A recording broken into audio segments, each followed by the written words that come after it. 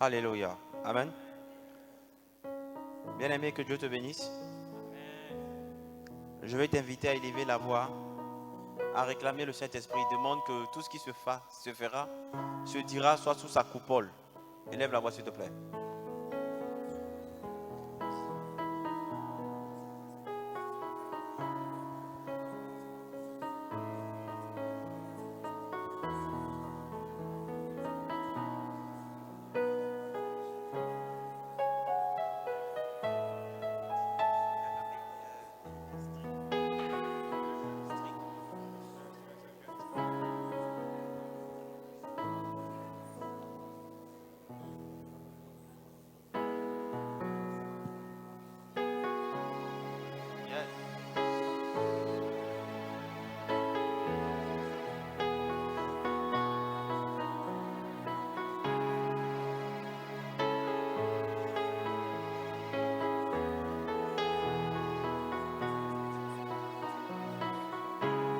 Mai sandarabayo somburabayandere kendere bazandarabayandorobosh. Zekana marabayandere bozonoroboyandere ba. Mama rabasutorobosh.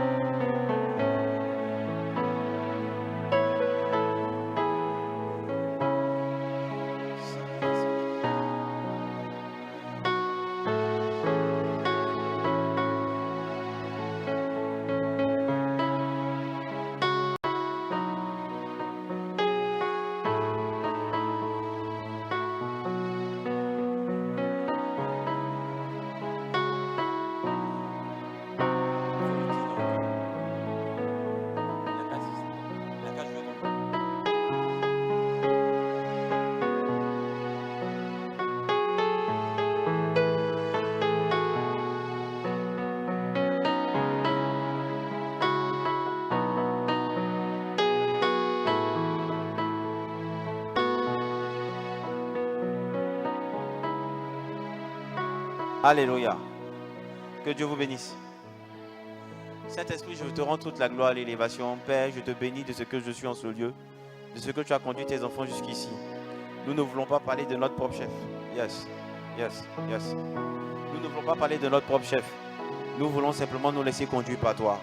Guide-nous, amène-nous à faire ce que tu désires. Et que la gloire te revienne en toutes choses. Je prie que tu barricades les vies ici de ton sang précieux. Que l'espace soit barricadé de ton sang précieux. Glorifie encore ton nom. Donne gloire à ton nom. Au nom de Jésus. Amen. Est-ce que tu peux acclamer le Seigneur?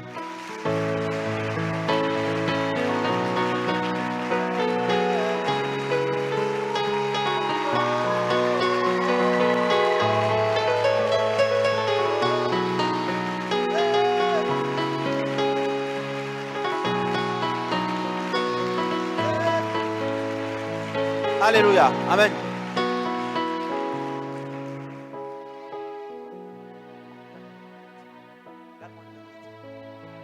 On fait ça.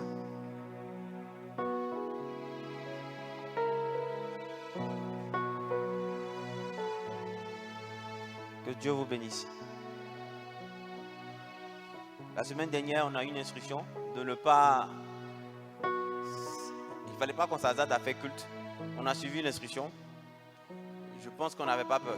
Ce n'est pas la peur. C'est de suivre ce que Dieu nous demande de faire. Amen. Et avant de continuer, j'aimerais bénir le Seigneur pour vos vies. Parce que au travers de vous, je pense que toute la Côte d'Ivoire et tous les frères, les chrétiens du monde entier ont élevé la voix afin que les élections, que ce moment-là se passe très bien. Je crois que Dieu nous a entendus, il a fait quelque chose. On va encore élever la voix parce qu'il y a encore des semaines un peu mouvementées, mais on va élever la voix. Si Dieu nous a entendus la première fois, il va nous entendre encore pour la deuxième fois. Amen. Que Dieu vous bénisse. On va prendre nos Bibles.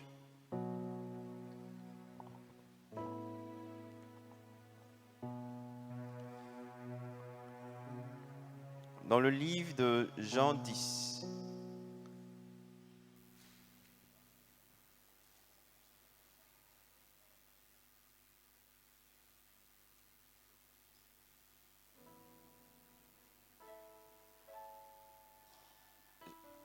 Jean 10, verset 11. Amen. Je suis le bon berger. Le bon berger donne sa vie pour ses brebis. Mais le mercenaire qui n'est pas le berger et à qui n'appartiennent pas les brebis, voit venir le loup, abandonne les brebis et prend la fuite. Et le loup les ravit et les disperse. Le mercenaire s'enfuit parce qu'il est mercenaire et qu'il ne se met point en peine des brebis. Je suis le bon berger. Je connais mes brebis et elles me connaissent. Comme le Père me connaît et comme je connais le Père. Et je donne ma vie pour mes brebis. J'ai encore d'autres brebis qui ne sont pas de cette bergerie. Celles-là, il faut que je les amène. Elles entendront ma voix et il y aura un seul troupeau, un seul berger. Le Père m'aime parce que je donne ma vie afin de la reprendre. Amen. 17, c'est bon. Amen. On reprend à partir du verset 11.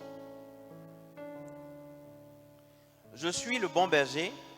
Le bon berger donne sa vie pour ses brebis. Amen. Jésus dit qu'il est le bon berger et qu'il donne sa vie pour ses brebis. Et il fait une différence entre lui, le bon berger, et le mercenaire. Le mercenaire, c'est quelqu'un à qui on confie les brebis. Vous m'entendez? Vous me suivez? Le mercenaire, c'est quelqu'un à qui on confie les brebis. Amen. Ça veut dire qu'il n'est pas le propriétaire, mais on lui donne la grâce de veiller sur le troupeau, sur les brebis. Amen. Et Dieu nous dit au 12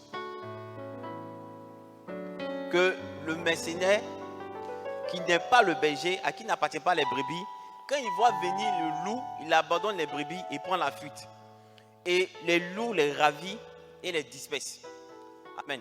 C'est-à-dire que celui qui n'est pas propriétaire des brebis, mais qui travaille certainement pour un gain. Parce qu'on va voir dans le verset 13 que le mercenaire, lui, travaille pour une rémunération. C'est pourquoi quand on vient prendre les brebis, il préfère sauver sa vie. Quelqu'un me comprend? Mais le bon berger, lui, plus que ses brebis lui appartiennent, il ne prend pas à peine sa vie. Il ne cherche pas à sauver sa vie.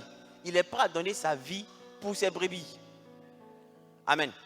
C'est une image forte que Jésus nous donne. En parlant des brebis, en parlant de lui en tant que berger, et puis le peuple de Dieu en tant que brebis, donc troupeau. Une image forte. Une relation véritable qui relie le berger au troupeau. Amen. Verset 16.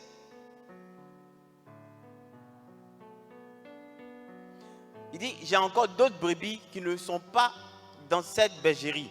Celles-là, il faut que je les amène. Elles entendront ma voix et il y aura un seul troupeau, un seul berger. Amen. On va prendre nos Bibles dans le livre de Jean encore. Jean 21, chapitre 17.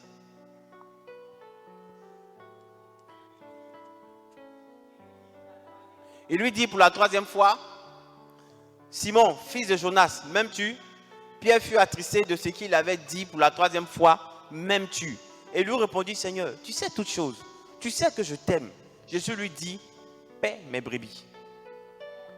Amen. Paître les brebis du Seigneur. Ce n'est pas seulement promener les brebis et leur donner à manger. Non. C'est prendre soin des brebis, les protéger. Les protéger contre les insectes. Les protéger contre même les ronces. Pour éviter que ces brebis-là entrent dans des ronces. Pour éviter que ces brebis-là déboulonnent d'une falaise. Pour éviter même que ces brebis soient à la merci des prédateurs. Soigner ces brebis. Allez les chercher lorsqu'elles s'égarent. Amen. C'est là le rôle du berger. Quelqu'un me suit? Donc, aujourd'hui, nous allons étudier la relation qu'il doit avoir normalement entre le berger et les brebis. Et les brebis et le berger. Donc le thème d'aujourd'hui c'est quand le troupeau perd le berger. Amen. Quand le troupeau perd le berger. Il peut avoir deux sous-thèmes. Le premier, c'est que le troupeau perd le berger de vue. Et le deuxième, c'est que le berger se perd à cause du troupeau. Vous me suivez? Vous me suivez? Je reprends. Quand le troupeau perd le berger, ça peut signifier deux choses. Le premier point que nous allons étudier, c'est que le troupeau perd de vue le berger. Et le deuxième point, c'est que c'est le berger qui se perd à cause du troupeau. Donc le point que nous allons étudier maintenant, aujourd'hui, c'est que le troupeau perd de vue le berger. Et dans quelles circonstances le troupeau perd de vue le berger? La plupart du temps, le troupeau perd de vue le berger à cause de la désobéissance et de la rébellion.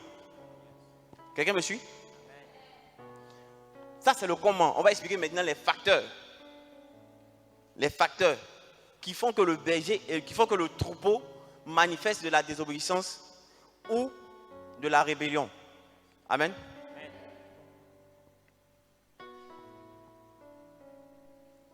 Que Dieu nous bénisse. Ça va faire long. Hein? Ok, on va attaquer. On va attaquer le premier facteur, c'est la familiarité. Familiarité. Quelqu'un dit à son voisin familiarité. La familiarité, c'est quand les relations familières mettent à mal le sacré, le divin. Ce que moi j'appelle familiarité, c'est ça ici. C'est que les relations que vous avez, que le berger a avec le troupeau, ou que le troupeau a avec le berger, deviennent tellement familières que le troupeau ne considère plus le divin ou le sacré. Quelqu'un me suit? Pour illustrer cela, nous allons prendre nos Bibles dans le livre des Exode 16, verset 3. Amen. Amen. Les enfants d'Israël leur dirent: que ne sommes-nous morts par la main de l'Éternel dans le pays d'Égypte, quand nous étions assis près des pots de viande, quand nous mangions du pain à satiété, car vous nous avez menés dans ce désert pour faire mourir de faim toute cette multitude. Verset 6 à 9. Moïse et Aaron dirent à tous les enfants d'Israël: ce soir, vous comprendrez que c'est l'Éternel qui vous a fait sortir du pays d'Égypte. Amen. En fait, le peuple est en train de se plaindre à Moïse pour dire: tu nous as fait sortir, sous prétexte que c'est l'Éternel qui a demandé à ce que tu nous fasses sortir. Maintenant, voici, on a faim. C'était pas mieux de mourir l'autre côté où on avait la nourriture?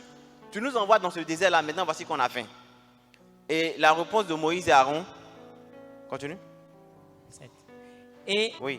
Moïse et Aaron dirent à tous les enfants d'Israël: ce soir, vous comprendrez que c'est l'Éternel qui vous a fait sortir du pays d'Égypte. Ce soir, nous allons vous montrer que ce n'est pas nous qui avons décidé d'aller vous faire sortir du pays d'Égypte, mais que c'est l'Éternel qui vous a fait sortir du pays d'Égypte.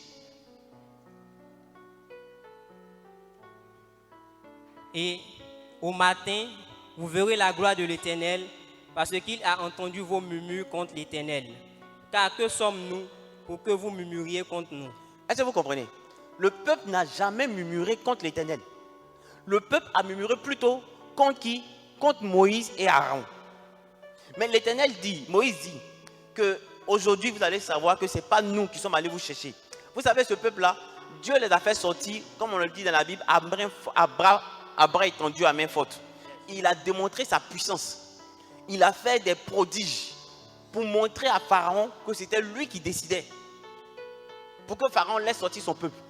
Ils ont été témoins du fait que la mer Rouge a été divisée. Mais ils se retrouvent dans une situation difficile et aujourd'hui, ils remettent en cause ce qu'ils ont pu voir de leurs propres yeux. Et ils disent, ils s'en prennent à qui? À Moïse et à Aaron. Pour leur dire que c'est vous qui nous avez fait sortir. Comme si Moïse et Aaron avaient le pouvoir de faire ces miracles qu'eux-mêmes ils ont vus de leurs propres yeux. Et donc Moïse dit, Dieu me charge de vous dire qu'aujourd'hui vous allez savoir que ce n'est pas nous qui nous a fait faire sortir de l'Égypte. Mais en plus, nous sommes qui pour que vous murmurez contre nous? Ce n'est pas contre nous que vous avez murmuré. Vous avez murmuré contre l'Éternel. Vous n'êtes pas plein contre nous. Qui sommes-nous?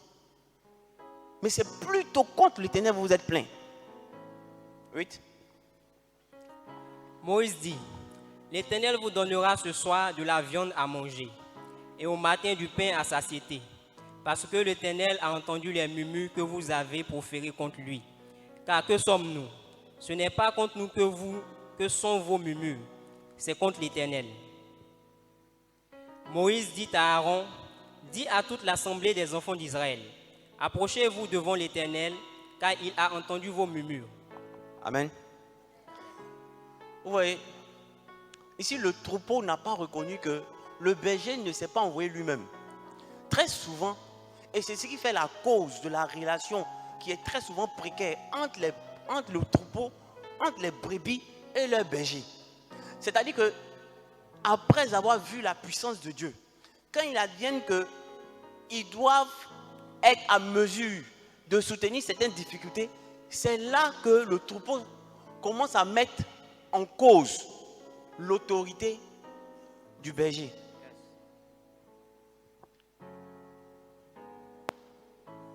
Voici le peuple d'Israël qui a vu la puissance de Dieu. Ils sortent, ils sont confrontés à une difficulté. Au lieu plutôt de commencer à fléchir genoux pour implorer la faveur de Dieu, tout ce qu'ils mettent en ligne de compte, c'est plutôt se plaindre. Et pour eux, ils sont en train de se plaindre vis-à-vis de ceux qui ont été les porte-paroles de Dieu. Mais ils ne savent pas que lorsqu'ils sont en train de se plaindre vis-à-vis de ces porte-paroles-là, ils sont en train de se plaindre contre Dieu. Voici comment un peuple peut perdre de vue le berger.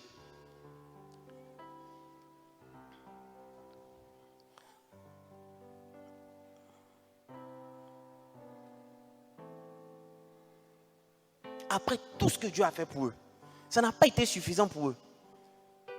Au lieu de chercher à dire, c'est vrai qu'on va trouver, on a faim, on a soif. Qu'est-ce que nous devons faire? Commençons à invoquer l'Éternel Dieu que nous avons vu, qui s'est manifesté. Non, tout ce qu'ils cherchent à faire, c'est plutôt incriminer ceux qui ont été pour eux des secours. Ceux que Dieu a utilisés pour les faire sortir de là. Amen. Deutéronome 7, verset 3. Amen. Tu ne contracteras point de mariage avec ces peuples. Tu ne donnes... Amen. Regardez, il dit tu ne contracteras point de mariage avec ces peuples. Tu ne donneras point tes filles et leurs filles. Et tu ne prendras point leurs filles pour tes fils. Ici, c'est Dieu qui donne un ordre par l'intermédiaire de Moïse au peuple. Vous devez vous marier entre vous. Vous ne devez pas aller chercher des personnes dehors pour vous marier.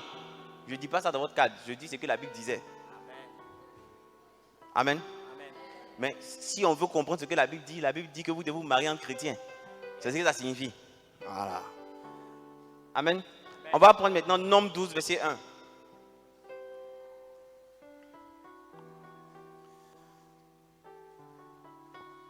Marie et Aaron parlaient contre Moïse au sujet de la femme éthiopienne qu'il avait prise, car il avait pris une femme éthiopienne. Amen. Amen. Vous voyez que Moïse, il donne la parole selon laquelle Dieu dit, tu ne dois pas prendre les femmes dehors. Tu dois prendre les femmes dans la maison. Maintenant, Marie et Aaron viennent devant, ce n'est même pas devant Moïse. Hein. Ils étaient en train de parler contre Moïse. Ils chuchotaient entre eux. Mais Moïse même là, lui il vient dire que Dieu dit qu'il ne faut pas qu'on prenne femme dehors, mais lui il va prendre femme dehors. Amen. On va lire après Nombre 12, de verset 2 à 9. Continue, de 2 à 9. Ils dirent, est-ce seulement par Moïse que l'Éternel parle? N'est-ce pas aussi par nous qu'il parle? Et l'Éternel l'entendit. Or, Moïse était un homme fort patient, plus qu'aucun homme sur la face de la terre. Soudain, l'Éternel dit à Moïse, à Aaron et à Marie, allez, vous trois, à la tente d'assignation, et ils y allaient tous les trois. L'Éternel descendit dans la colonne de nuée, et il se tint à l'entrée de la tente. Il appela Aaron et Marie, qui s'avançaient tous les deux.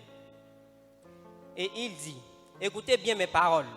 Lorsqu'il y aura parmi vous un prophète, c'est dans une vision que moi, l'Éternel, je me révélerai à lui.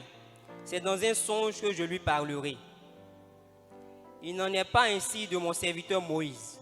Il est fidèle dans toute ma maison. Je lui parle bouche à bouche, je me révèle à lui sans énigme. Et il voit une représentation de l'Éternel. Pourquoi donc n'avez-vous pas craint de parler contre mon serviteur, contre Moïse? La colère de l'Éternel s'enflamma contre eux et il s'en alla. Amen. Amen. Le fait que Aaron et Marie, Aaron c'est la sœur, Marie c'est la sœur de Moïse, Aaron c'est le frère de Moïse. Donc c'est-à-dire, ils connaissent Moïse, c'est la famille. Donc ils sont restés tellement en contact avec Moïse, quoique Dieu a utilisé Moïse pour faire des prodiges, pour eux c'était toujours leur petit frère. Pour eux, c'était toujours leur petit frère.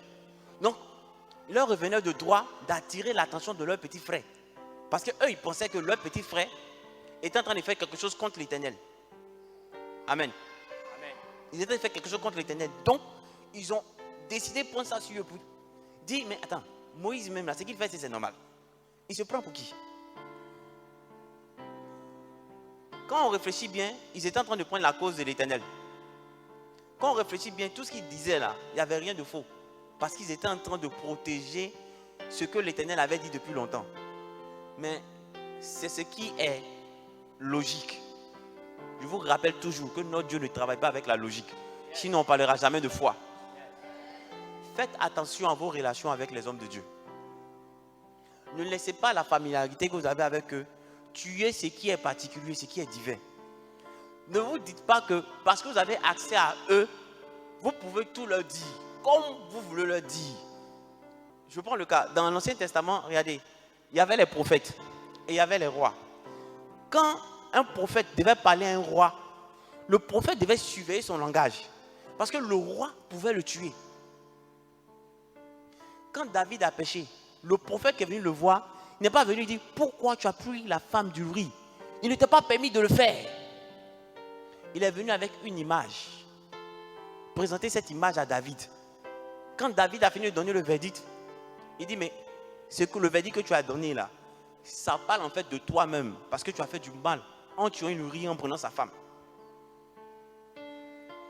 Quand vous devez vous adresser à un homme de Dieu, je vous demande de le faire avec beaucoup de sagesse. Au-delà même de l'homme de Dieu, même quand tu travailles, la façon de t'adresser à ton patron, c'est pas parce qu'il rit avec toi que c'est ton camarade. Tu dois pouvoir savoir comment lui adresser la parole. Même tes parents. Faites attention, la façon dont vous allez parler avec quelqu'un qui est élevé au-dessus de vous. Ça peut vous attirer la faveur ou soit la foudre. Mais très souvent, il s'attire plus la foudre que la faveur. Amen. Amen. Donc quand vous voulez, mais quand même un homme de Dieu se retrouve dans une telle situation, ce que je vous suggère, c'est de prier Dieu pour interpeller son serviteur. Si malgré vos jeûnes et prières, vous avez l'impression que l'homme de Dieu continue dans ce qui est pour vous le péché et dans ce qui ça paraît comme un péché, allez le voir. Mais priez pour que Dieu vous donne les mots justes pour pouvoir lui parler. Ça, je vous le dis. Priez pour que Dieu vous donne les mots justes pour pouvoir vous parler. Sinon, vous allez vous attirer des problèmes inutiles. Parce que quand Dieu l'appelait, vous n'étiez pas là. Amen. Amen. On va prendre 1 Samuel 4, versets 3 à 5. Le peuple rentra au camp et les anciens d'Israël dirent, pourquoi l'Éternel nous a-t-il laissé battre aujourd'hui par les Philistins? Allons chercher à Silo l'arche de l'alliance de l'Éternel, qu'elle vienne au milieu de nous et qu'elle nous délivre de la main de nos ennemis. Le peuple envoya à Silo, d'où l'on apporta l'arche de l'alliance de l'Éternel des armées qui siège entre les chérubins. Les deux fils d'Élie, Ophni et Phiné, étaient là avec l'arche de l'alliance de Dieu. Lorsque l'arche de l'alliance de l'Éternel entra dans le camp, tout Israël poussa de grands cris de joie, et la terre en fut ébranlée. Le retentissement... 10 et 11 maintenant. Les Philistins livraient bataille, et Israël fut battu. Chacun s'enfuit dans sa tente. La défaite fut très grande. Et il tomba d'Israël 30 000 hommes de pied. L'âge de Dieu fut prise et les deux fils d'Élie, Ophni et Phiné, moururent. Amen. Voici un autre cas. Il y avait un sacrificateur du nom d'Élie. Il avait deux fils, Ophni et Phiné. Amen. Ophni et Phiné ne respectaient rien. Pourquoi? L'âge de l'alliance de l'Éternel était dans leur maison. Donc ils étaient accoutumés de voir l'âge de l'alliance de l'Éternel. Le peuple va en guerre. Le peuple perd le premier round. Et il se dit, mais pourquoi l'Éternel n'a pas combattu avec nous? Ils ne viennent même pas demander à Dieu qu'est-ce que nous devons faire. Ils disent que si l'âge de l'alliance de l'Éternel est avec nous, nous allons gagner la bataille. Et ces deux fils de sacrificateurs, Ophni et Phiné, décident de prendre l'âge pour aller sur le champ de bataille. Ça a causé leur mort. Parce qu'ils n'ont pas respecté le sacré. Il y a un homme qui s'appelle Uza dans la Bible. La Bible dit que Uza, avec Abinadab, le fils d'Abinadab, ils étaient à côté de l'arche de l'alliance. Et arrivé un moment, les bœufs sur qui l'arche de l'alliance était, ont fait un mouvement où on a eu l'impression que l'arche de l'alliance allait tomber. Je vous ai expliqué déjà ici que l'arche de l'alliance n'allait pas tomber, mais on était dans l'air. Et chaque fois que dans la Bible, il est mentionné l'air, ça a très souvent attrait à une offrande. Donc les bœufs étaient en train de dire implicitement, nous devons nous abaisser pour que vous fassiez une offrande. Mais ils n'ont pas compris ça. Donc quand les bœufs ont fait le mouvement, ils pensaient que l'arche de l'alliance allait tomber. Qu'est-ce qu'il a fait? Il a voulu rattraper l'arche de l'alliance avec sa main. Une seule main en plus. Il n'a pas compris que c'était Dieu qui était là. Pour lui, c'était quelque chose de vulgaire et de banal. Et sur le champ, Dieu l'a frappé de mort. Il y a dans le Nouveau Testament, Ananias et Saphira. On va aller dans Actes 4, verset 32. La multitude de ceux qui avaient cru n'était qu'un cœur et qu'une âme. Nul ne disait que ses biens lui appartinssent en propre, mais tout était commun entre eux. Amen. Regardez ce qui s'est passé. Quand les gens étaient convertis, les premiers chrétiens ne disaient pas que c'est ma maison, ne disaient pas que c'est ma voiture. Ils mettaient tout en commun. Acte 4, verset 32. Maintenant, Acte 5, verset 1 à 11. Mais un homme nommé Ananias, avec Saphira, sa femme, vendit une propriété et retint une partie du prix, sa femme le sachant. Puis il apporta le reste et déposa aux pieds des apôtres. Amen. Petite digression, reviens sur le 2. Déjà même au verset 1, on dit qu'ils ont vendu une propriété. Ça sous-entend certainement qu'ils avaient plusieurs. Sinon, là, elle dit qu'ils ont vendu leur propriété. Je pense qu'ils avaient plusieurs. Deuxième chose, on dit que l'homme décide de retenir une partie de l'argent. Troisième chose, on dit que sa femme savait. Pierre lui dit, Ananias, pourquoi Satan a-t-il rempli ton cœur au point que tu mentes au Saint-Esprit et que tu as retenu une partie du prix du champ? Si nulle part a été vendu, ne te restait-il pas? Et après qu'il a été vendu, le prix n'était-il pas à ta disposition? Comment as-tu pu mettre en ton cœur un pareil dessein? Ce n'est pas à des hommes que tu as menti, mais à Dieu. Amen. La suite. Ananias, entendant ces paroles, tomba et expira. Une grande crainte saisit tous les auditeurs. Bon, écoutez, c'est son argent, c'est son terrain. Il est venu, il a déposé devant. Il n'a pas parlé. Mais en réalité, quand vous lisez le 4.32, Acte 4.32, on vous dit que personne ne disait que ça m'appartenait. Tout ce qu'il gagnait était pour tout le monde. Donc, quand il vient déposer, c'est sous-entendu qu'il dépose tout. Est-ce que vous comprenez? C'est supposé qu'il dépose tout. Bon, même si tu déposes et que tu ne parles pas, ça veut dire c'est tout. Donc, tu pourrais dire, je dépose, mais je n'ai pas tout donné, j'ai donné la moitié. Mais il ne l'a pas fait. C'est pourquoi la Bible dit en vérité, en vérité. Parce que lui, pour lui, la vérité, il a vendu. Ça, c'est vrai. Donc, il a reçu quelque chose, il est venu déposer. Mais la deuxième vérité, c'est qu'il n'a pas tout déposé. Vous comprenez? Donc, quand il finit de déposer, automatiquement, la sanction est immédiate. Il est frappé de mort. Amen. C'est son argent. Mais simplement parce que lui, il pensait qu'il parlait à Pierre. Mais il ne savait pas qu'il parlait à Dieu. Mais pourtant, c'est Pierre qui connaît. Je vais vous dire quelque chose. Il y a beaucoup de personnes qui ne comprennent pas ce que signifie la familiarité. C'est un gros piège. Ce n'est pas parce que tu marches avec l'homme de Dieu, ce n'est pas parce que tu as mis avec l'homme de Dieu que ça devient ton gars, ça devient ton pote. Il faut toi-même, pour ne pas que la malédiction de Dieu te frappe, il faut que toi-même, tu saches mettre tes balises entre toi et l'homme de Dieu. Même s'il descend d'un iota, il faut que tu puisses mettre tes balises entre toi et l'homme de Dieu.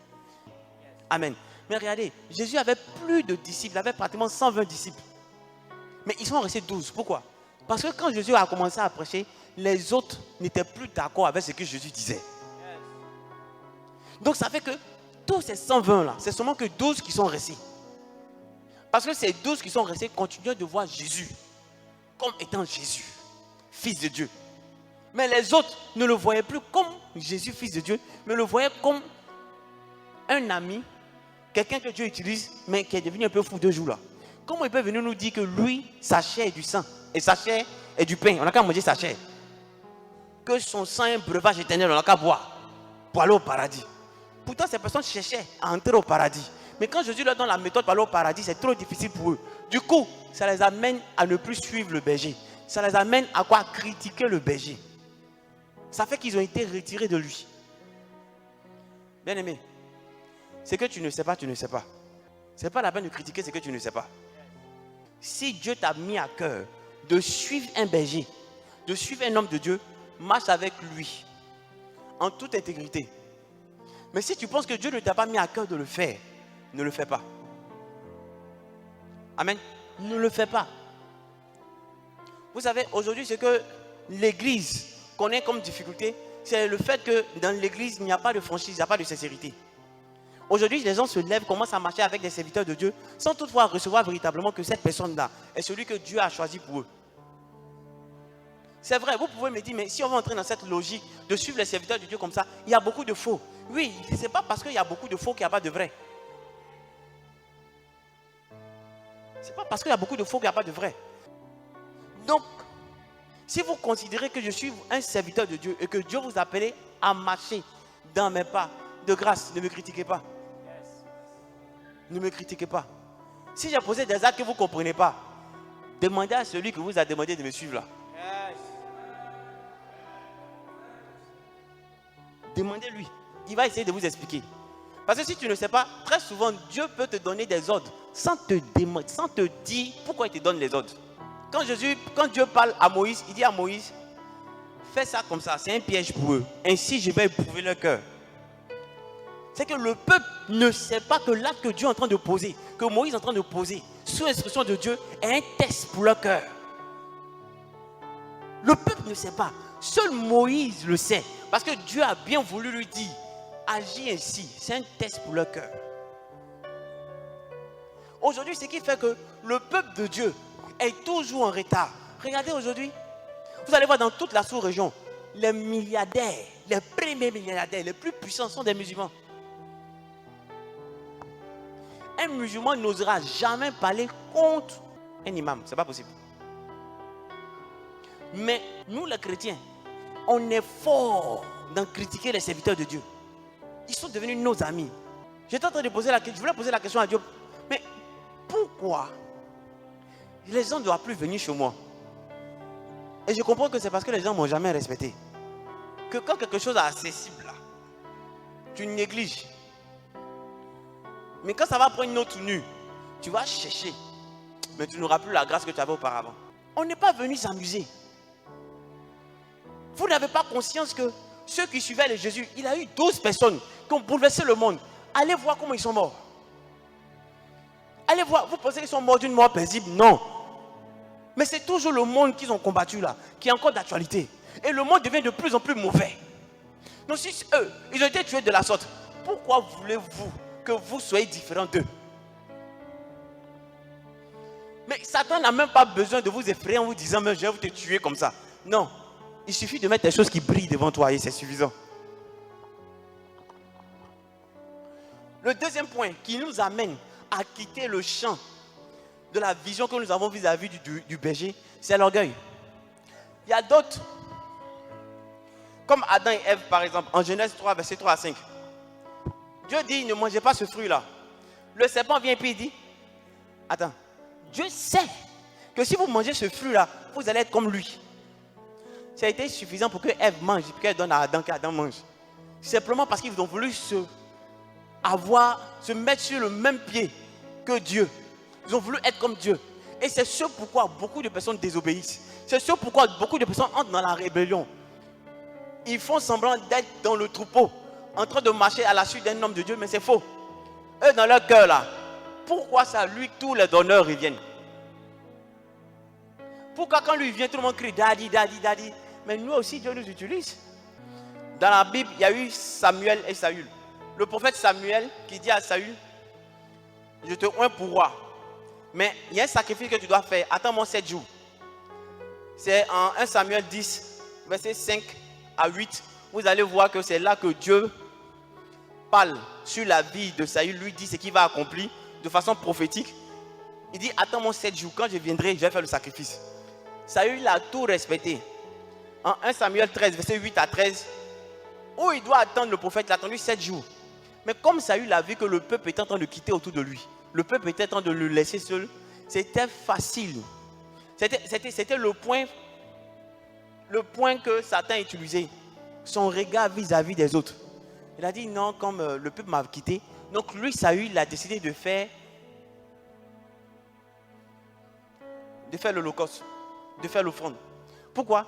Parce que quand Samuel avait prophétisé sur lui, il lui a dit, tu vas trouver un groupe de prophètes. L'Esprit du Seigneur sera sur toi, tu vas prophétiser aussi. Non, pour lui, c'était déjà suffisant. C'est qu'en plus qu'il a dit que j'ai fait l'holocauste parce que le peuple passait, mais il pensait que ça lui revenait le droit. Comme il a prophétisé, il a un côté prophète, donc il peut faire l'holocauste. Voici ce qui tue les églises. Des gens que Dieu appelle à marcher derrière un serviteur de Dieu. Ils ne sont même pas arrivés loin. Du jour au lendemain, ils pensent qu'ils ont le même calibre que le serviteur de Dieu. Quand Israël est en train de se battre contre les Philistins, parce que la Bible dit que la bataille ne dépendait pas de ceux qui étaient dans la vallée en train de se battre. C'est-à-dire que ça ne dépendait pas d'Israël ou des Philistins. Mais la bataille dépendait des mains levées. Quand Moïse levait les mains, Israël avait le dessus. Quand il baissait les mains, l'autre peuple avait le dessus sur Israël. Mais si ces deux jeunes hommes-là avaient décidé d'aller faire leur ministère, est-ce que vous pensez qu'ils allaient pouvoir, Israël même allait exister? Non, parce que le peuple allait décimer tout Israël. C'est que même eux qui sont allés faire leur ministère là, on allait les rattraper pour les décimer aussi. Donc quand Dieu t'appelle et il veut que tu œuvres dans un ministère, c'est que Dieu a déjà tracé ton sillage dans ce ministère là. Dieu ne peut pas te parler en dehors de ce ministère là. Tu ne peux pas venir dire, homme de Dieu, j'ai travaillé avec toi, c'est vrai. Mais Dieu m'appelle à faire un ministère ailleurs. Quand tu t'en vas là, la place vide là, quel moment on va développer quelqu'un pour venir remplacer? Tu remplacer? Non, c'est la sorcellerie, à un autre niveau. Mais oui, il y a des grands ministères qui n'existent plus, simplement à cause de ça. Où des pères ont passé tout leur temps à développer un gars comme deuxième. Ils ont mis tout leur dévolu sur cette personne-là. Je te développe, mon petit. Quand j'ai parti, tu vas continuer l'œuvre. Le gars n'est même pas encore parti, à ses vieux jours. C'est maintenant toi, tu reçois la parole de l'Éternel qui te dit que tu dois faire un ministère dehors. Et quand ils s'en vont comme ça, ils ne vont pas seuls. Ils vont avec pratiquement la moitié de l'église. Parce que pendant qu'il faisait son ministère là, il a déjà eu des gens acquis à sa cause. Ah, le frère, non, toi tu parles trop. Quand tu parles en langue comme ça là, ça me plaît. Ah bon? Ou ils vont te voir. Attends, je fais un rêve sur toi. J'ai vu une bénédiction. Et puis des paroles de connaissance. C'est fait global, on ne sait même pas. Tout le monde vit pour être forcé d'avoir une bénédiction sur ta vie. Il ne te dit pas c'est quelle bénédiction. Il ne te dit rien. Quand la bénédiction vient, il te dit, frère, ce que tu m'as dit là, c'est ça. Je t'ai dit. C'est fini. Ça fait 1 à sa solde. Il va encore. Ça fait 2, 3, 4. Quand il voit qu'il a pris tous les babatiers de l'église. Et puis il vient, il dit, bon, papa, avec tout le respect, je pense que Dieu m'a appelé à une grande mission. Et il faut que je quitte là. Et d'autres sont tellement dangereux qu'ils ne vont même pas faire leur église à des kilomètres. Hein. C'est-à-dire qu'ils traversent le carrefour net. Ils créent son église là. Oh, toi, tu as pris de la vieillesse. Donc, tu le laissais faire la première partie. Par moment, tu le laissais prêcher. Maintenant, c'est toi qui as venu. Puisqu'il n'y a personne qui a été formé. Et toi qui as venu maintenant faire première partie. On va prier. On va demander pardon à Dieu. On va prêcher. Prêcher même si tu ne peux plus prêcher. Tu es essoufflé. C'est l'une des raisons qui fait que le peuple ne peut pas marcher pleinement dans les pas du berger.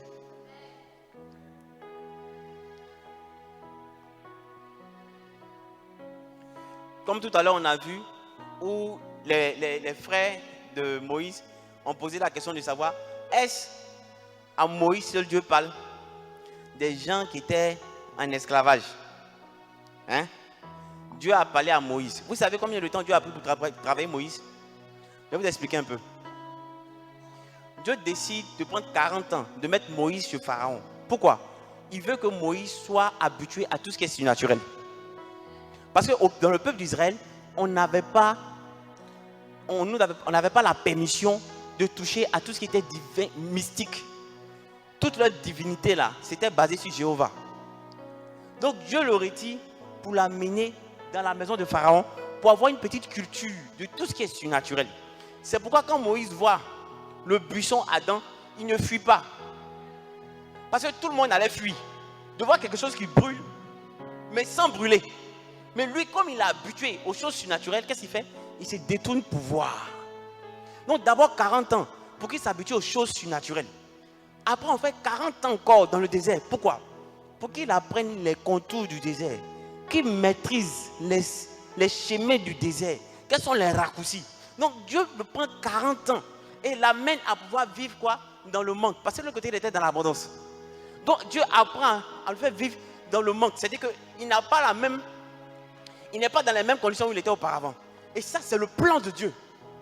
C'est pourquoi Moïse ne se plaint pas de dire, il n'y a pas de viande. Il n'y a pas l'eau. Dieu, il est habitué. Mais, oh, il était de l'autre côté, dans le beurre. Mais il a passé 40 ans dans le désert. Donc Dieu prend 80 années à former un gars pour le faire sortir, pour son œuvre. Il a pris un temps fou pour former Moïse. Maintenant, Moïse va vous chercher. Lui, Dieu lui parle, il vous parle. Maintenant, c'est vous qui allez dire, est-ce que c'est à Dieu? Est-ce que c'est à Moïse seul Dieu parle? Ah bon? Quand toi tu étais là-bas, Dieu t'a déjà parlé. Si tu es de passage, que tu as ton homme de Dieu, que tu reconnais que Dieu t'a appelé à travers lui, ne te mets pas à parler contre lui, s'il te plaît. Si c'est trop compliqué pour toi, fais ce que je demande aux gens qui sont ici, qui parlent contre moi. Sortez. On va lire ça là. Le dernier point sur l'orgueil. Nombre 16, verset 2 à 14. Ils se soulevèrent contre Moïse avec 250 hommes des enfants d'Israël, des principaux de l'assemblée, de ceux que l'on convoquait à l'assemblée et qui étaient des gens de renom. Ils s'assemblèrent contre Moïse et Aaron et leur dit, c'en est assez, car toute l'assemblée, tous sont saints et l'Éternel est au milieu d'eux. Pourquoi? Ouais. C'est des gars, on appelle des fils de Corée. Eux ils disent à Moïse, hey, c'est trop. Nous tous ici là on est saints. Dieu avec nous.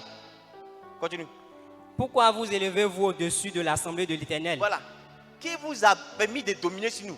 Vous êtes qui? Quand Moïse eut entendu cela, il tomba sur son visage. Il parla à Corée et à toute sa troupe en disant, demain, l'Éternel fera connaître qui est à lui et qui est saint.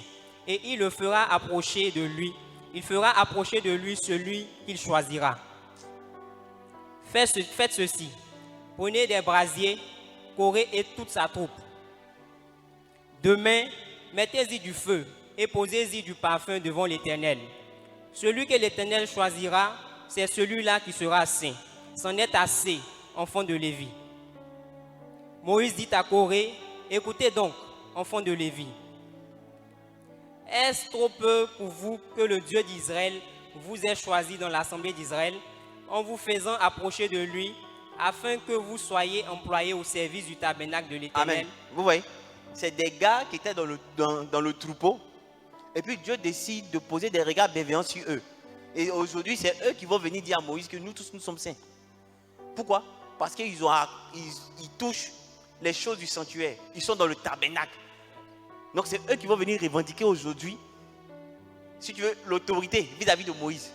Pourquoi? Qui t'a permis, toi, Moïse, de dominer sur nous? Ça, Moïse leur dit, est-ce trop peu de choses? Est-ce que ce n'est rien pour vous que Dieu vous ait choisi pour travailler dans le tabernacle? Ça vous dit rien. C'est trop peu pour vous, quoi. Pour que vous décidiez aujourd'hui, venir parler contre l'Éternel. 10. Et que vous... 10. Et il vous a fait approcher de lui, toi et tous tes frères, les enfants de Lévi, et vous voulez encore le sacerdoce. C'est-à-dire que c'est comme des... Je prends les cas, ça ne sera jamais possible.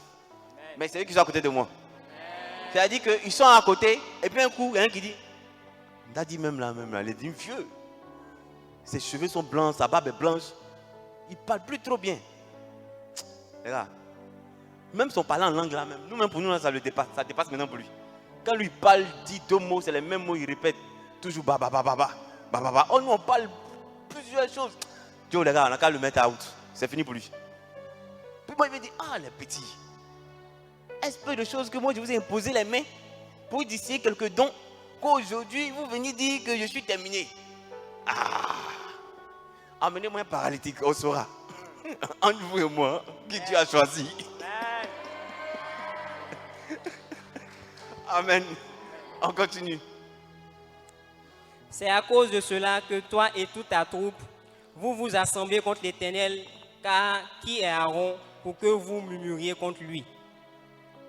Moïse envoya appeler Dathan et Abiram, fils d'Eliab, mais il dit, nous ne monterons pas. Regardez, en fait, maintenant Moïse envoie pour aller les appeler. Hein. Il y a d'autres, il y a une catégorie là, des enfants de Corée là. Elle dit c'est foutaise, nous on ne vient pas. Ça c'est le las même. Ça, mais ça fait trop mal à Moïse même. Et puis ils disent à Moïse, nous on était de l'autre côté, bien en Égypte, étant esclaves. Hein. Tu nous as dit que tu vas nous amener d'un lieu où coule le lait et le miel. C'est ça là, le lieu où coule le lait et le miel là. Et tu continues à dominer sur nous comme si toi c'est toi que Dieu a choisi. 14. Et ce n'est pas dans un pays où coule le lait et le miel que tu nous as menés. Ce ne sont pas des champs et des vignes que tu nous as donnés en possession. Penses-tu crever les yeux de ces gens? Tu as vu, non? Il est en train de dire à Moïse ici. Tu penses qu'ils ne savent pas? Tout le monde sait. Tout le monde sait que tu nous as menti, Moïse. Tu nous as menti. Tu nous as fait sortir d'Égypte pour nous amener dans le désert. Tu penses qu'ils ne savent pas? Ils savent. Tout le monde sait. C'est terminé. C'est terminé. C'est fini pour toi, Moïse. 16. Moïse dit à Corée, toi et toute ta troupe, trouvez-vous demain devant l'Éternel, toi et eux avec Aaron. Prenez chacun votre brasier, mettez-y du parfum et présentez devant l'Éternel chacun votre brasier. Il y aura 250 brasiers. Toi et Aaron, vous prendrez aussi chacun votre brasier. Ils prirent chacun leur brasier, ils mirent du feu et y posèrent du parfum. Et ils se tinrent à l'entrée de la tente d'assignation avec Moïse et Aaron. Et Corée convoqua toute l'assemblée. Amen, amen, amen. Ramène mon verset 15, s'il te plaît. Moïse fut très irrité. Il dit à l'Éternel, n'aie point égard à leur offrande. Je ne leur ai même pas pris un âne. Je ne leur ai pas fait de mal à aucun d'eux. Amen. C'est la partie qui me fatigue. Moïse est tellement fâché qu'il dit à Dieu, Seigneur, non, il voulait laisser tomber, mais ce n'est pas possible. Je ne leur ai pas pris 5 francs. Et ça, moi, il peut dire, il dit, Seigneur, ce que tu vois là, je n'ai jamais escroqué quelqu'un. Yes. Je n'ai pas pris 5 francs à quelqu'un. Ils sont eux-mêmes venus me donner. Et même quand d'autres me venaient me donner, je leur dis, pareil ton offrande. Donc, il ne faut même pas regarder favorablement leur offrande. Et c'est dans cette attitude que beaucoup d'autres se mettent. Vous faites vos offrandes et vous ne voyez rien revenir. À cause du comportement ou bien de la réaction de votre cœur vis-à-vis du serviteur de Dieu. Vous avez vu que depuis, tous ceux qui sont sortis de la marche derrière le berger ont été frappés de mort. D'autres ont été frappés de maladie. D'autres voient ici que leur offrande ne porte plus du fruit. Il dit ne les écoute pas. C'est que Dieu même, ta parole même, Dieu n'écoute plus. Amen.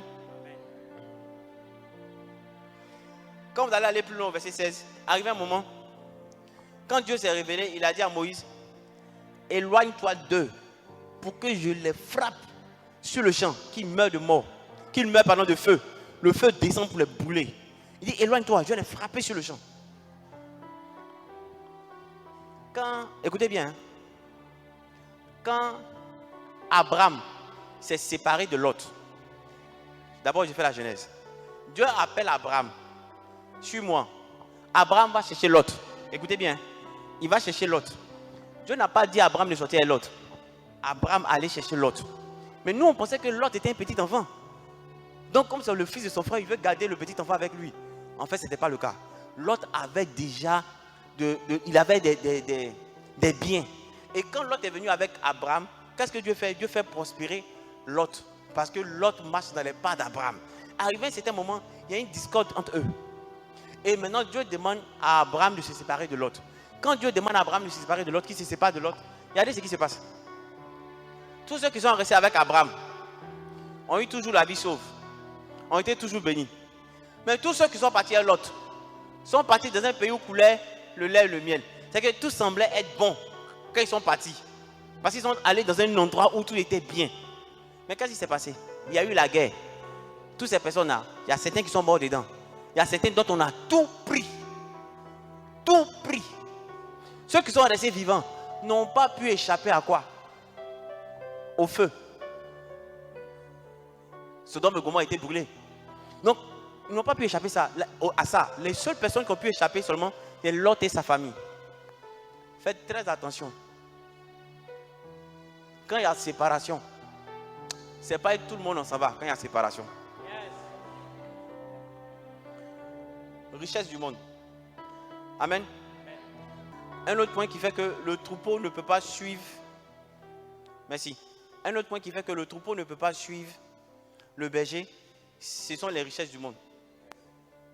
Amen. On va voir ça rapidement. 1 Jean 2, verset 15. 1 Jean 2, verset 15, Nouveau Testament. Mes petits enfants, je vous écris, n'aimez pas le monde, ni les choses qui sont dans le monde. Si quelqu'un aime le monde, l'amour du Père n'est pas en lui. Qu'est-ce que ça veut dire? N'aimez pas le monde et les choses qui sont dans le monde. Si quelqu'un aime le monde, c'est que l'amour du Père n'est pas en lui. Qu'est-ce que cela signifie? Jacques 4, 4. Adultères que vous êtes, ne savez-vous pas que l'amour du monde est inimitié contre Dieu? Celui donc qui veut être ami du monde sera ennemi de Dieu. Amen. Un côté, on nous dit de ne pas aimer le monde. Maintenant, ici, Jacques nous dit, il nous traite d'adultère. Pourquoi? Parce qu'on aime le monde. Et il dit que celui qui aime le monde là, c'est quelqu'un qui fait palabre avec Dieu, qui querelle avec Dieu. Et celui qui a mis du monde est quoi? Ennemi de Dieu. C'est quoi nous appelons le monde? Amen. Celui qui aime son père ou sa mère plus que moi n'est pas digne de moi. Celui qui aime son fils ou sa fille plus que moi n'est pas digne de moi. Celui qui ne prend pas sa croix et ne me suit pas n'est pas digne de moi. Celui qui confessera sa vie la perdra, et celui qui perdra sa vie à cause de moi la retrouvera. Amen.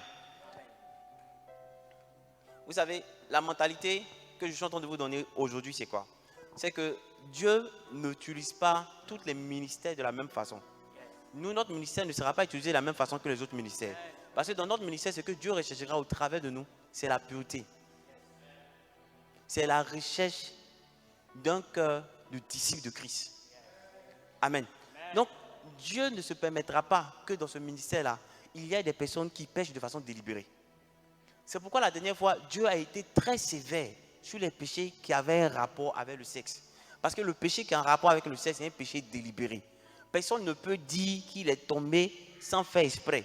J'ai l'habitude de dire que tu ne peux pas tomber comme ça sur des jambes écartées. Ce n'est pas possible. Il y a un travail préalable à faire. C'est que tu as foncièrement toi-même nourri ce travail-là avant de faire ta forfaiture. Amen. Donc, comprenez que Dieu veut nous amener à un certain niveau. Si la plupart des chrétiens ne sont pas bénis, c'est parce que ces chrétiens-là servent Dieu sans toutefois avoir sa crainte. Vous comprenez? Tu ne peux pas décider être ami de Dieu, donc serviteur de Dieu. En fait, chrétien que nous sommes, chrétiens, quand on dit que tu es chrétien, normalement tu es serviteur de Dieu. Amen. Dieu nous appelle tous à le servir. Nous ne sommes pas simplement appelés à s'asseoir, écouter l'évangile. Nous sommes appelés à nous asseoir, écouter l'évangile et aller apporter l'évangile aux autres afin de les transformer, de les guérir. Amen. Nous sommes appelés à être des serviteurs. Quelqu'un me suit? Donc Dieu veut que nous soyons des serviteurs. Et c'est cette mentalité de service qu'il est en train de nous donner. C'est les bases qu'il est en train de mettre. En train de te dire que quand tu seras en train de me servir, fais attention à la familiarité. Quand tu seras en train de me servir, fais attention à l'orgueil. L'envie de vouloir être concurrent de celui qui a la tête. quand tu seras en train de me servir, fais attention aux richesses de ce monde. D'abord même, c'est quoi le monde? Il dit celui qui n'aille pas, verset 37, vite. Vite, vite. Celui qui aime son père ou sa mère plus que moi n'est pas digne de moi. Celui qui aime son fils ou sa fille plus que moi n'est pas digne que moi. Celui qui aime son mari ou sa femme plus que moi n'est pas digne de moi. Qu'est-ce que ça signifie? Celui qui ne prend pas sa croix et ne me suit pas n'est pas digne de moi. Dieu dit qu'il n'est pas venu apporter la paix, mais apporter la séparation, la guerre entre le beau-père et la belle-fille, entre le père et le fils, entre la mère et la fille. Tout à l'heure, je vous ai dit que les apôtres ont eu à démontrer leur foi au prix de grands sacrifices, au prix de leur vie. Combien d'entre vous sont prêts à le faire encore aujourd'hui? Nous avons tous l'impression que le Dieu d'hier n'est pas le même aujourd'hui. Parce que pour qu'il soit le même, il faut qu'il s'habitue ou bien qu'il s'adapte au monde d'aujourd'hui. C'est ça notre mentalité. Pendant qu'on demandait aux pierres de régner leur foi, sinon on allait les tuer, et qu'ils n'ont pas régné leur foi et qu'ils ont quand même connu la mort, pourquoi vous pensez que pour nous ça sera différent? Mais je vais te dire que Satan fait la même chose, mais il le fait de façon voilée. Il ne te parle pas de mort. Il amène tes parents à t'éviter de venir à l'église. Il amène tes parents à ne pas t'amener à aller à l'église. Il amène même tes parents à te pousser à faire les bêtises que tes amis font.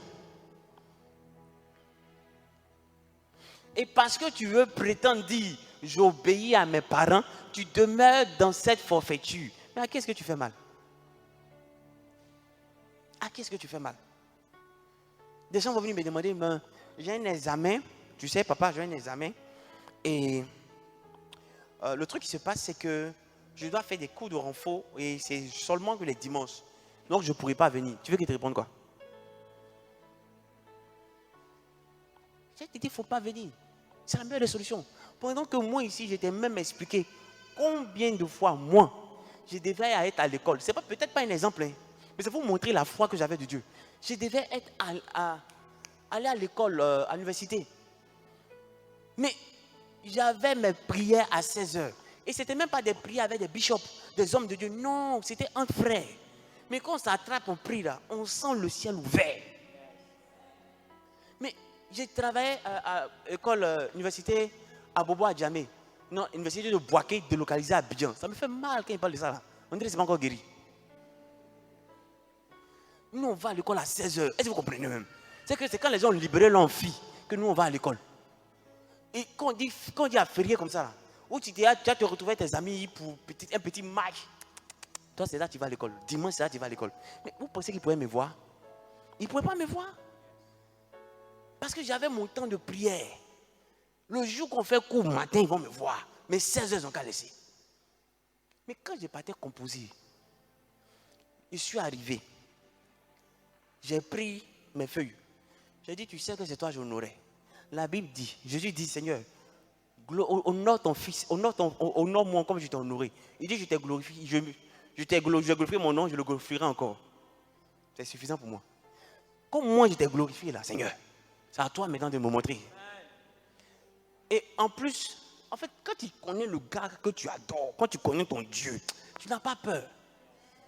Il dit, je bosse, c'est 14 chapitres, non? On dit oui.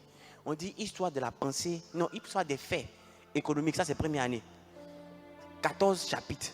Il dit, moi, je bosse le chapitre 2, le chapitre 4. Il m'a composé. Ça cache chapitre 2, chapitre 4. Et si c'est 3 exercices, parce que j'ai remarqué qu'il donnait 3 exercices. Les 2 premiers exercices, ça cache chapitre 2, chapitre 4, ça cache sur 15. Puis il m'a m'asseoir pour composer. Quand ça vient là, je fais mes 2 exercices ça seulement. Si c'est sur 15, j'ai 14. Les gens étaient étonnés de me voir valider ma première année en première session. On dit, lui, il ne vient pas à l'école, mais tu sais ce qu'il fait? Quand il parle en langue de jeune, tu es avec moi. Toi, tu dors, non? Quand moi, je veille toute la nuit en train de prier, tu es avec moi. Mais combien de fois on va vous dire ça? Et vous allez dire, c'est mon papa, c'est mon papa. Mais si je suis ton père, pourquoi tu n'as pas la même mentalité que moi?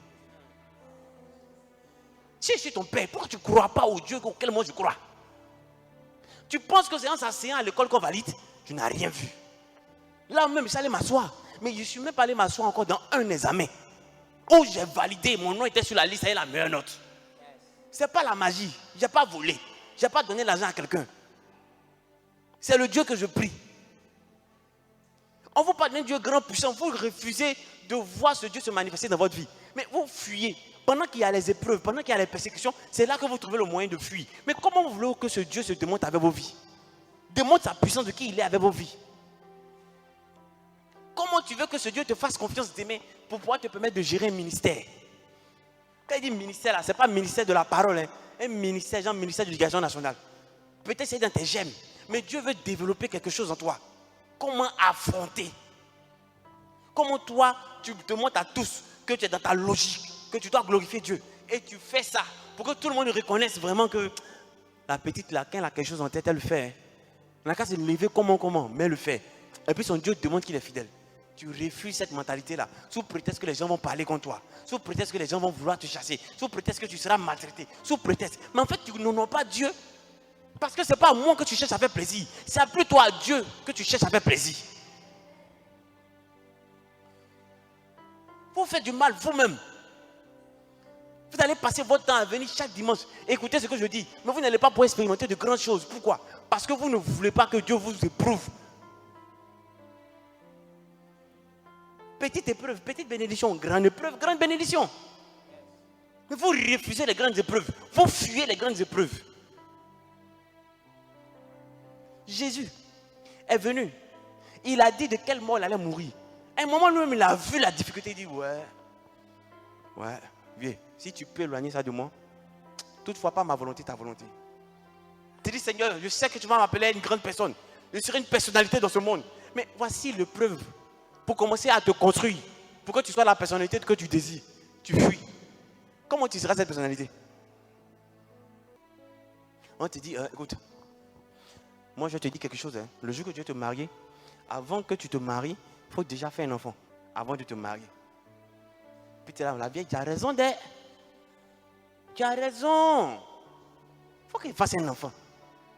Tu vas t'asseoir, le docteur dit, ouh, je vois des myomes dans ton ventre. Oh, c'est quoi ça? Oh, fais vite. Tu es encore très jeune. Il ne faut pas qu'on t'opère. Fais vite ton enfant. Daddy, je suis allé voir comment on appelle ça, le gynécologue là. Il dit qu'il faut que je fasse un enfant parce que ce qu'il y a dans mon ventre là, c'est compliqué. Tu cherches, en fait, tu veux même introduire l'homme de Dieu dans ta forfaiture. Et que l'homme de Dieu te bénisse et que tu pas te pécher. Et tu diras que c'est un péché béni de Dieu. Jusqu'à quand vous allez refuser de faire confiance en Dieu? Et tel que vous êtes là, ça ne m'étonne pas. Parce que quand je regarde vos propres vies, c'est qu'on ne parle même pas de Dieu, hein, vos vies personnelles. Vous n'arrivez même pas à montrer du cran pour ce qui est normal. Vous n'arrivez pas à montrer du cran pour ce qui révèle de la grandeur.